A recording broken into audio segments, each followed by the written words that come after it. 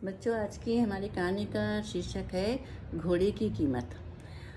आपको पता है कि विजयनगर राज्य में जो तेनालीराम का एक मंत्री रहते थे और वो बहुत बुद्धिमान थे। तो उनकी बुद्धिमानी और चतुरता के कारण राज्य के सारे दरबारी उनसे बहुत जलते थे। और उनमें एक राजगुरु थे, वो तो विशेष कर ही जलते थे कि इसको तेनालीराम को तो इतना सम्मान मिलता है, इतना इनाम मिलता है। वो बहुत उससे गुस्सा रहते थे और कोई ना कोई मौका ढूंढते रहते थे कि तेनालीराम को राज्य से बाहर कर दिया जाए।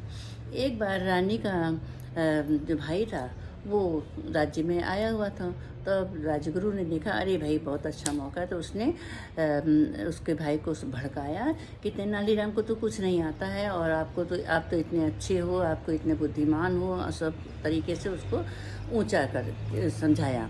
और तो उसके दिमाग में भी घुस गया कि हाँ, तेनालीराम से तो मैं बहुत ज़्यादा गुणी हूँ, बहुत सुंदर हूँ, बहुत अच्छी पर्सनालिटी है मेरी, मैं तेनालीराम के पद पर बहुत सुशोभित होऊंगा। तो महाराज तो उसे सुनने वाले नहीं थे। तो वो महारानी के पास गया और कहा कि भाई दीदी, मुझे तो तेनालीराम के पद पे बैठना है। तो उसने महारानी ने कहा, नहीं, तेनालीराम बहुत बुद्धिमान है, उसकी जगह तुम नहीं ले सकते हो। कहते नहीं, मुझे तो बैठना है। तो अब राज्य की बात और भाई की बात तो बहुत बड़ी पड़ जाती है। तो राजा जब शाम को आए तो उन्होंने कहा कि तेनालीराम को आप हटा दो और मेरे भाई को उसकी जगह पर सर्विस दे दो। तो राजा ने कहा, नहीं नहीं, वो तेनालीराम जो है बहुत बुद्धिमान है, किसी तरह से उसको निकाला नहीं जा सकता। तो रानी ने कहा, मैं आपको युक्ति बताती हूँ, तो आप मुझसे तेनालीराम से कहना कि आज मेरी उनकी लड़ाई हो गई है और आप रानी को मना के यहाँ ले आओ। तो और मैं यहाँ से आऊँगी नहीं। तो तेनालीराम जब नहीं ला पाएगा हम मुझको, तो आप उसको उस पद से हटा देना। तो राजा ने कहा, ठीक है। तो अपने मन में राजा सोचने लगे रहा है कि तेनालीराम को ये बहुत छोटा समझ रही, कम समझ रही है, तेनालीराम को ये जीत नहीं सकती हैं।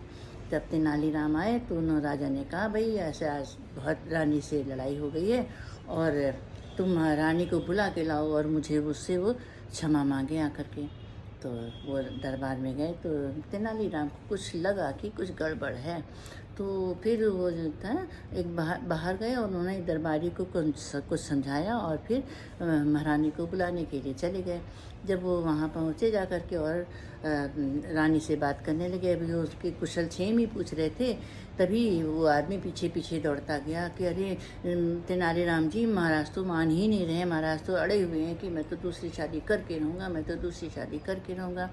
तो जैसे ही रानी के कानों में आवाज़ पड़ी, क्यों, तो रानी महाराज दूसरी शादी कर रहे हैं, कि महाराज दूसरी शादी क्यों कर रहे हैं?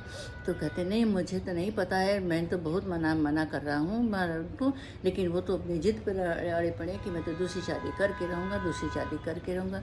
तो महारानी ने कहा कि तेनालीराम जी कोई उपाय करो, दूसरी शादी महाराज ना कर पाए। तो उन्होंने कहा कि ठीक है, आप मेरे साथ चलो और उनसे जा कर के दरबार में आप माफ़ी मांग लेना।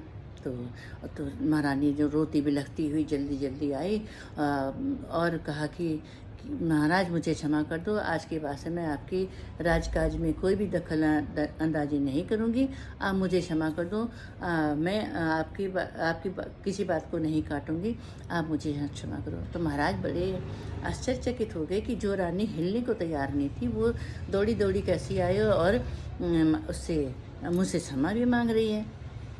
जब तेनालीराम पीछे से आए तो उसको देखते ही महाराज सब समझ गए कि सब तेनालीराम की चाल है। और फिर उन्होंने महारानी को क्षमा किया और कहा कि देखा, तेनालीराम को तुम बहुत छोटा समझती थी ना, को तेनालीराम से कोई जीत ही नहीं सकता है। तो इसलिए तुम्हें तेनालीराम को हटाने का विचार मन में नहीं लाना चाहिए। तेनालीराम के बराबर कोई भी बुद्धिमान इस दरबार में नहीं है।